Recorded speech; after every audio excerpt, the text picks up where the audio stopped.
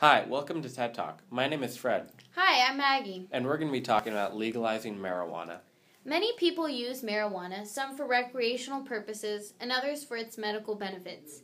There is still much debate about whether it helps individuals positively, but I believe that it is important for individuals who both use it or not to understand that it has helped countless individuals, yet there is still prejudice concerning this treatment. Some of the medicinal benefits of marijuana are a decrease in anxiety, stops cancer from spreading, treats inflammatory bowel diseases, helps individuals gain weight, and relieves different types of pain. I have done research on the benefits of marijuana, and have experienced many of the benefits myself. I was diagnosed with ulcerative colitis at the age of 15, and on top of my current medication, I also use medical marijuana, and because of this combination, I have been healthy for 2 years. For example, if I have abdominal pain, I use marijuana and the pain quickly dissipates. In addition, compounds found in marijuana, such as the cannabinoids, reduce inflammation in the intestines, which leaves me pain-free. Patients considering using marijuana should understand that there are also side effects, though most drugs do. In my case, I was on the drug prednisone before I reached remission 2 years ago, and the short and long-term side effects are much worse than those of marijuana. An individual choosing to use marijuana should be given the same respect as someone who chooses to use prednisone. For individuals who do not wish to smoke, there are different methods of administration. Smoking, which can be done smoking a joint, blunt, bong, pipe, bubbler.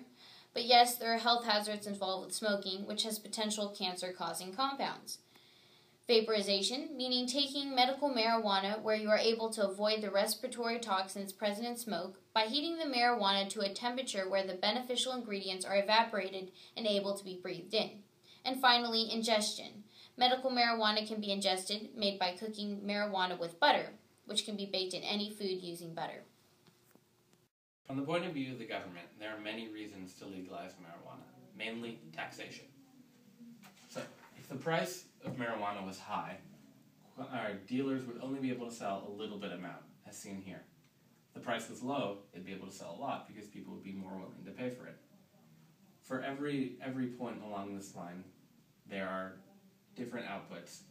This gives you the demand curve, which I will label D. The opposite is true for the supplier side. If the price is low, they're only going to want to sell a little bit because they're not making much money on it. But if the price is high, they're going to want to sell a lot. This gives you another curve, which is going to be perpendicular to the demand curve. This I will call S. So this point right here, the equilibrium, this is where producers and consumers agree on a price and quantity. I'll call this price 150, and this will be per ounce of marijuana. So this is a marijuana graph.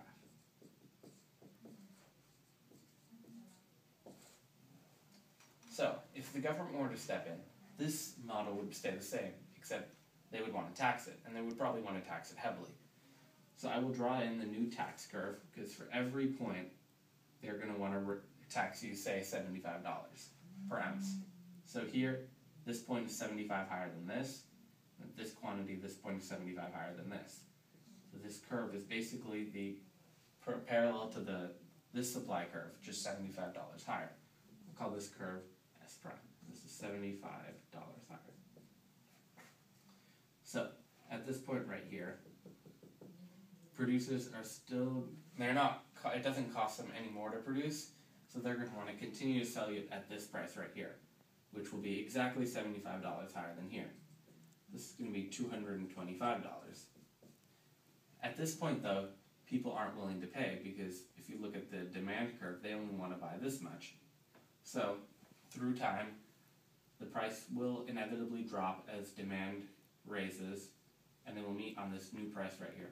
We won't know what this new price is, but seeing as the demand for marijuana will probably be pretty inelastic, we can call this price $200. So at this point, suppliers and consumers will agree on a price. This price will be $200. Here, if you drop down to the quantity axis of the graph, you'll get the quantity supplied. So at this point right here, if you go back to the original supply curve, you'll get this point right here. This is going to be $75 below this at $125. This is the price now that consumers or producers are paying to produce. They don't really like this, but because of the government, they don't really have much say. But because the government is taxing it, they're getting tax revenue from selling marijuana. In the blue, I will label the box where the tax revenue will be. This shows, at this point right here, at this side of the rectangle, $75, because that's how much per unit they're getting taxed at. But they're also selling at this quantity, so this access is going to be the quantity supplied. Overall, this entire box will be what the government is making. And say if it's $75 per ounce sold and they sell 1 million ounces, they're making $75 million, and this can go towards whatever they want. Okay. In addition to making over hundreds of millions of dollars in tax revenue, publicly sold marijuana will also most likely be higher quality. Currently, the marijuana being sold illegally is like that on the right, but if the government were to legalize it and control production and selling of it, it could become like that on the left. Not only will the effects be stronger of this government-controlled marijuana, but it will most likely become healthier. The government wouldn't want to sell a product that is inferior to that which could be sold illegally.